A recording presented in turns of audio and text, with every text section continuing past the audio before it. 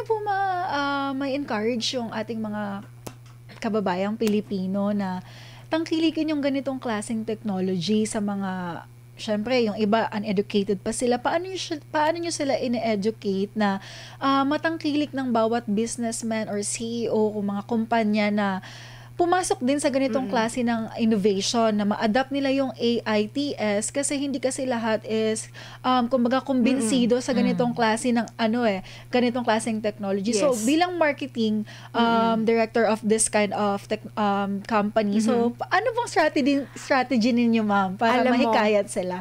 Talagang dapat i-embrace nila yung innovation na to.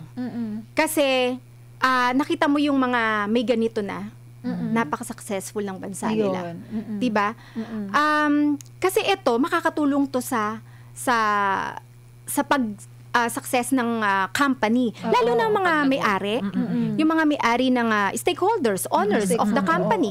Yan ang mga mag-aano dito kasi tataas ang ROI nila. Yun. Tataas ang ROI nila, hindi lang basta ito yung solutions, 'di ba? Makakatulong talaga to. Yung efficiency na sinasabi ko, yung security, 'di ba, lalo na dito sa Pilipinas, ang krimen nagkalat. 'Di ba? So, dito hindi kayo yung mga pumapasok sa building nila, hindi sila makakapunta sa mga restricted areas. 'Di ba? Kasi lahat nakaano dito sa system, 'di ba? Kita mo yung in and out. Tapos yung sinasabi ko kanina na crisis. O sino bang ready dito sa big one? Ikaw, ready ka na ba? O ako, basta bahala kayo dyan. Kung meron kayong Chope AI, matatrack nyo. Diba? So, lahat dapat maghandaan. Diba?